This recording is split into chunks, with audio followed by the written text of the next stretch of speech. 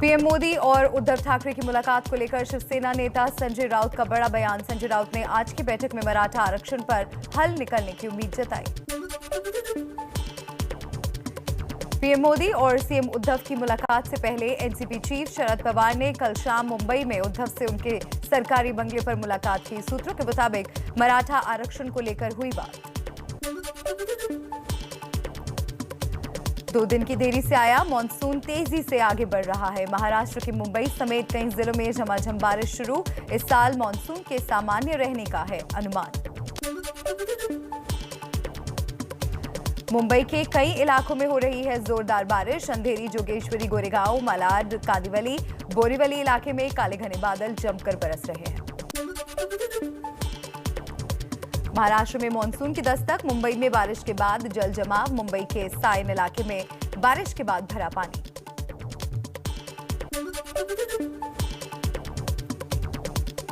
सूरत में pre monsoon ने खोली प्रशासन की पोल। सुबह हुई हल्की बारिश के बाद वराछा इलाके में पानी भरने से एक तरफ का रास्ता ब्लॉक हुआ। उत्तरकाशी के सुनगर में कल हुए भूस्खलन के बाद बीच रास्ते फंसी एक गर्भवती महिला का पुलिस ने रेस्क्यू किया। अभी भी बंद है गंगोत्री नेशनल हाईवे। जिला प्रशासन लगातार मलबा हटाने का काम कर रहा है। पश्चिम बंगाल में कहर बनकर टूटी आसमानी बिजली। 3 जिलों मुर्शिदाबाद, हुगली और मिदनापुर में कुल 26 लोगों की मौत। पीएम मोदी ने संवेदना व्यक्त की। आगरा के अस्पताल में 22 लोगों की मौत वाले वायरल वीडियो पर कांग्रेस नेता राहुल गांधी और प्रियंका गांधी ने यूपी सरकार और केंद्र को घेरा। राहुल का आरोप, बीजेपी शासन में ऑक्सीजन और मानवता दोनों की भारी कमी है। अस्पताल के वायरल वीडियो पर आगरा के डीएम ने जांच के आदेश दिए हैं। हालांकि उन्होंने 22 मरीजों की मौत से इनकार किया है। आगरा की घटना को लेकर सवाल उठने के बाद यूपी के स्वास्थ्य मंत्री जयप्रताप सिंह ने कहा कि घटना की जांच होने के बाद ही वो कुछ बता पाएंगे। देश में 63 दिन बाद कोरोना के सबसे कम मामले। 24 घंटे में 86,000 नए कोरोना के केसेस सामने आए। 2,123 मरीजों की मौत।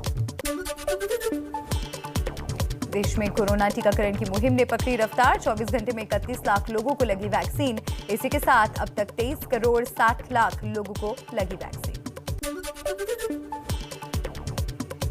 यूपी में अब सभी जिलों से हटा कोरोना कर्फ्यू। अब सिर्फ शाम 7 बजे से सुबह 7 बजे तक रहेगा नाइट कर्फ्यू। सभी जिलों में 600 से कम सक्रिय केस होने के बाद फैसला लिया। यूपी में 24 घंटे में सिर्फ 797 केस आए हैं। कोरोना कर्फ्यू हटते ही अयोध्या के हनुमानगढ़ी मंदिरों में दर्शन के लिए हजारों में उमड़ी भीड़।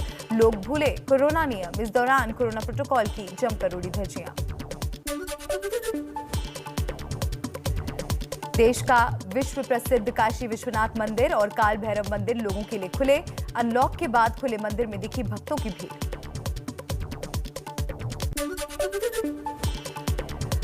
यूपी में अनलॉक के बाद गोरखपुर में जमकर उड़ी कोरोना नियमों की धज्जियां। बिना मास्क और दूरी के लोग बाजारों में दिखे।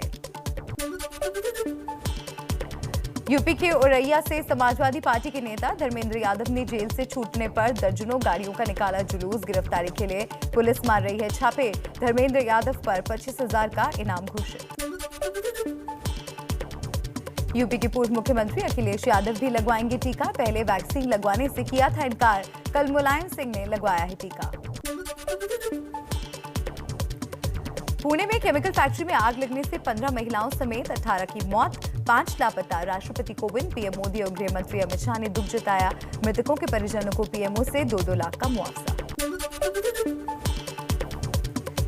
पुणे की फैक्ट्री में लगी भीषण आग में जिंदगी गंवा चुके लोगों के परिवारों से मिलने पहुंचे महाराष्ट्र के गृह मंत्री और सुप्रिया सुले। हादसे में 18 लोगों की मौत हो चुकी है। ग्रेटर नोएडा के सूरजपुर में केमिकल फैक्ट्री में लगी भीषण आग। आसपास की कंपनियों को कराया गया खाली। आग की ऊंची लपटों को देख मची अफरा तफरी। फायर ब्रिगेड आग बुझाने में जुटी। गंगा किनारे शव दफनाने वाले मामले पर एबीपी न्यूज की खबर का असर। प्रयागराज में गंगा किनारे दफन शवों का अंतिम संस्कार किया जा रहा है। प्रशासन ने फाफामऊ घाट पर 2 दिन में 11 शवों का दाह संस्कार कराया। पीएम मोदी ने कोरोना काल में 9वीं बार देश को संबोधित किया। 2 बड़े ऐलान किए। कहा 18 साल से ऊपर के सभी लोगों को फ्री वैक्सीन लगेगी। इस साल दिवाली तक गरीबों को मुफ्त राशन मिलेगा। 21 जून से देश भर में 18 साल से ऊपर वालों को मुफ्त वैक्सीन लगवाएगी केंद्र सरकार। राज्यों का कोटा भी केंद्र ने अपने हाथ में लिया। राज्यों को केंद्र से मुफ्त मिलेगी वैक्सीन, लेकिन निजी अस्पतालों में देने होंगे पैसे।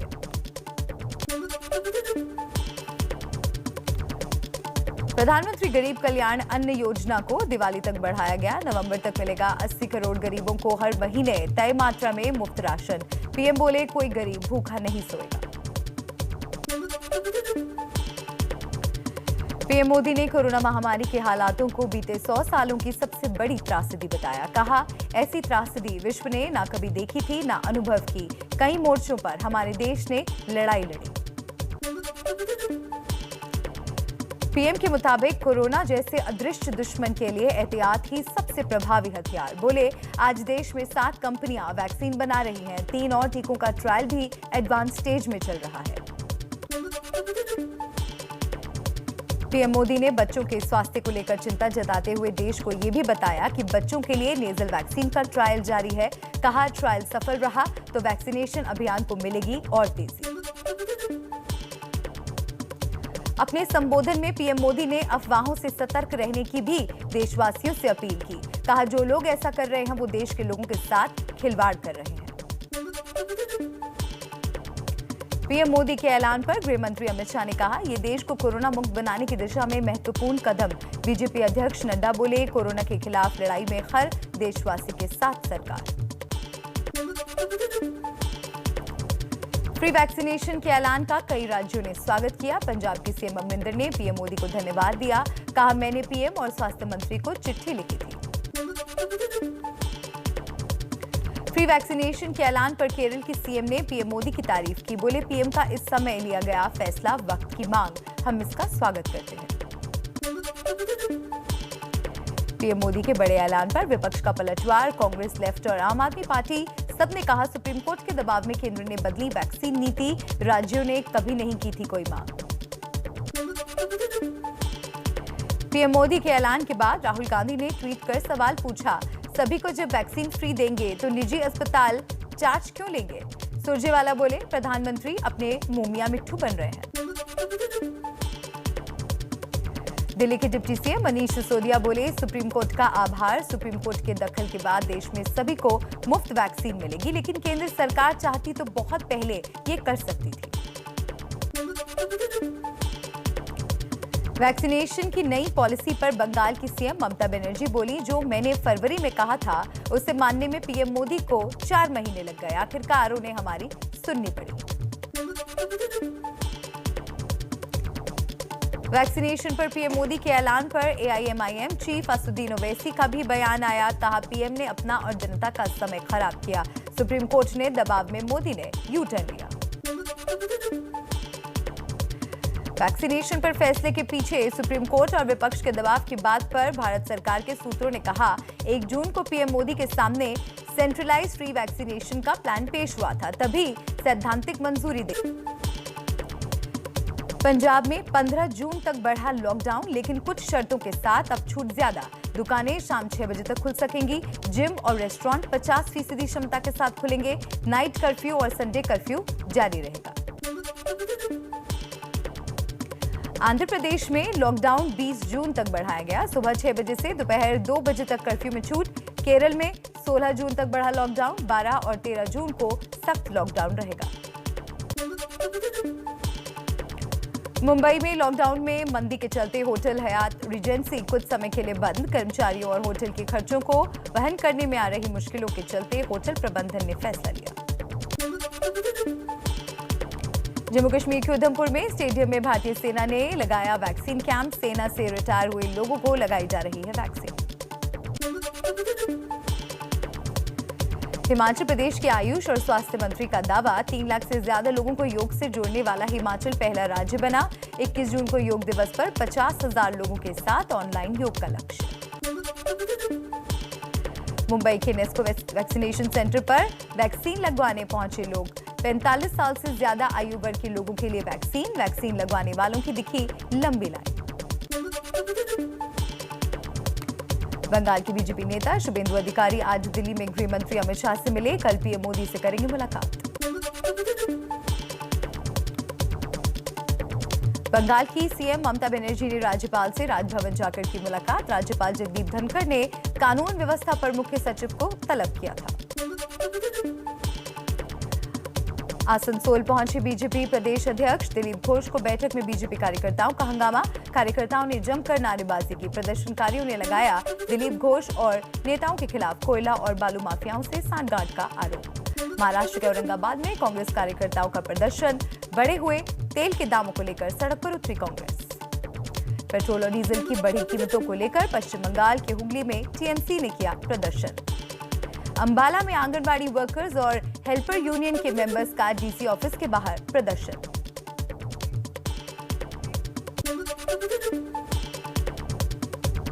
नए आईटी कानूनों का पालन करने के लिए तैयार हुआ ट्विटर। सूत्रों के मुताबिक कंपनी ने कहा नियमों का पालन करना चाहते हैं, लेकिन कोरोना हालात की वजह से देरी हो रही है, कुछ वक्त और चाहिए।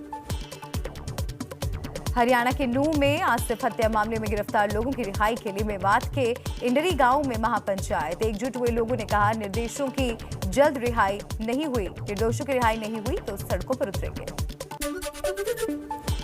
राजस्थान के जालौर के रानीवाड़ा में पानी नहीं मिलने से 6 साल की मासूम बच्ची ने दम तोड़ा। बच्ची की नानी हुई बेहोश। कोरोना संकट की वजह से यातायात का कोई साधन नहीं मिला तो दोनों पैदल ही आ रहे थे। बांदा जेल से फरार हुआ कैदी मिला। जेल परिसर की झाड़ियों में छिपा था कैदी। जेल की सुरक्षा पर उठे थे सवाल। इसी जेल में बंद है मुख्तार अंसारी।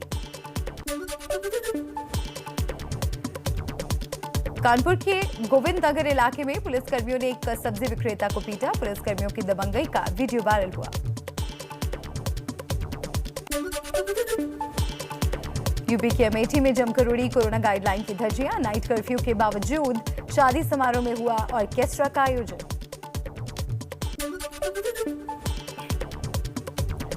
मुंबई के लोकमान्य तिलक टर्मिनल पर बड़ा हादसा टला। चलती ट्रेन में चढ़ने की कोशिश कर रहे एक युवक की अनियंत्रित होने पर आरपीएफ के जवान ने जान बचाई। बिहार के मोतिहारी में स्वास्थ्य विभाग की बड़ी लापरवाही हुई उजागर। रिटायर्ड जिंदा महिला डॉक्टर को मृत बता डाला। ओमान में रह रही रिटायर्ड महिला डॉक्टर ने डीएम को भेजा जिंदा होने का प्रमाण। डॉक्टर को मिलने वाले बकाया भुगतान में बंदरबांट का आरोप। ड्रग तस्करों के नए तरीके का भानाफोड़। शैम्पू के डिब्बों में 136 करोड़ की हेरोइन मिलाकर ला रहे 2 अफगानी नागरिकों को दिल्ली एयरपोर्ट पर गिरफ्तार किया गया। दुबई से आए थे।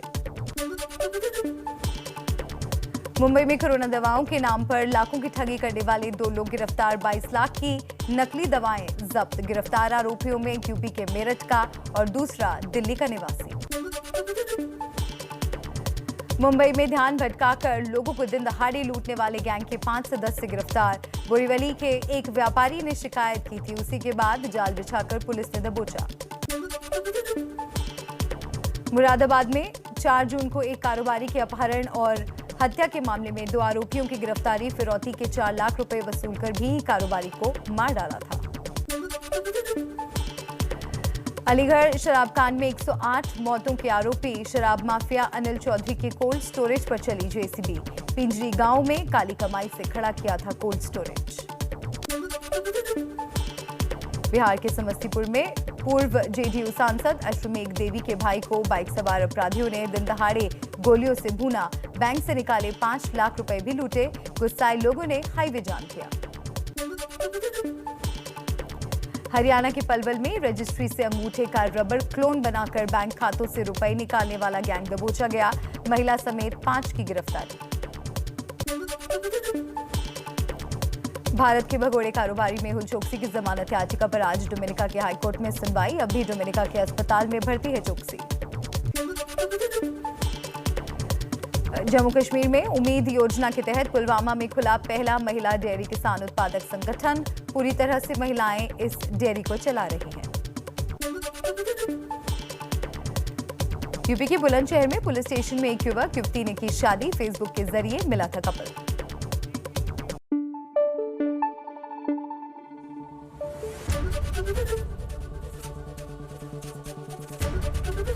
एबीपी न्यूज आपको रखे आगे।